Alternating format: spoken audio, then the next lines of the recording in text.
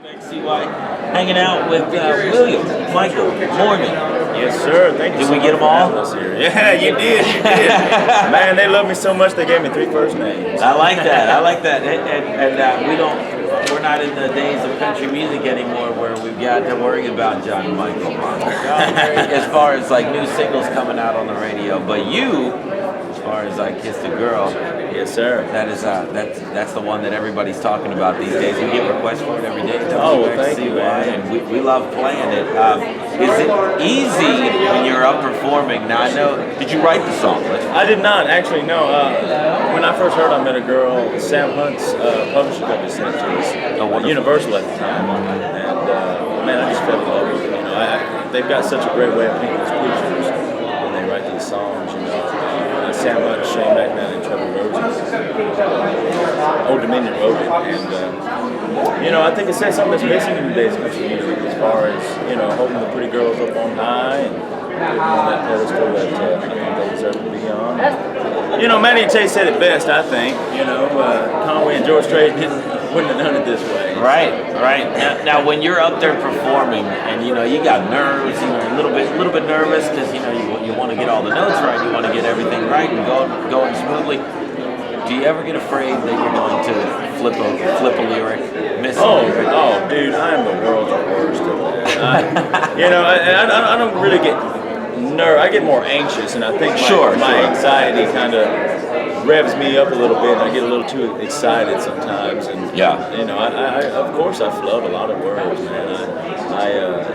But I try to cover it up as much as I can. I have taken liberties when I've sang along to that one as well. We had you at the Country Treasure performance. That was just for us very exciting to hear you sing. And, when you came out on stage, I immediately thought, okay, this guy's really young. Yes. And then you started singing, and it was just amazing. And I started thinking he sounds like so many different, not like you sound exactly like him, but you have that style, that kind of old-fashioned style that I think we need so much.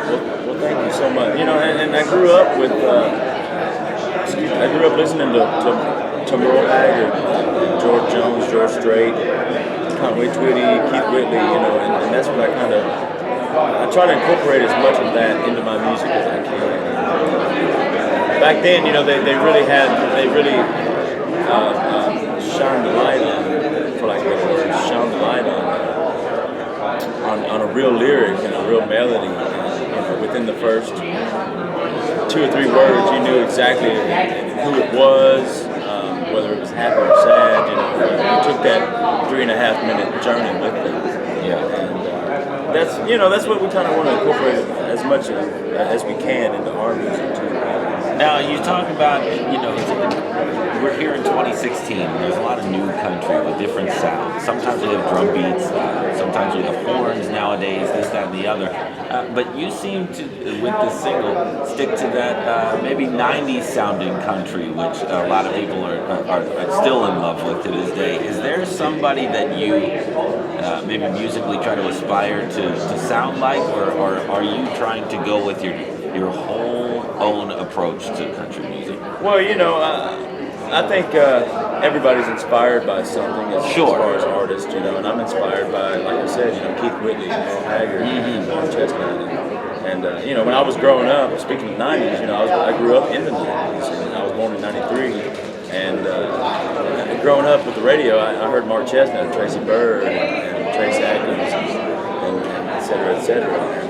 I get a very Tracy Lawrence feel.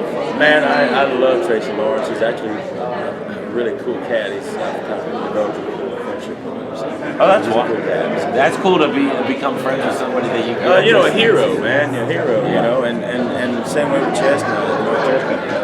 We've got the same producer. He just actually is working on a new album right now. And he just got one of my songs. So to be a part of that and to experience that in the studio with him. It's breathtaking, man. It really is. Well, when you came out to the station, you gave us your headshot, you signed it for each one of us, and every time that an artist does that, I put it up in this puppy that I have. He can attest to this. For like 8 mornings in a row, it jumped out and flung itself in front of you when I came in the morning show. And I They were trying to tell you something. I'm like, did you break this? How did you do this? No. Like, very easy. Yeah, well, we can't thank you enough for all the time. Thank you for coming out No, and thank you so much. spending the morning with us, and good luck to you. We hope to see you performing again very soon, whether it be on tour, whether it be the ACM, CMAs. Well, that wouldn't hurt my feelings none, man. I tell you what, thank you guys for all the support. We truly love your song. Thank you so much. It's a pleasure. It's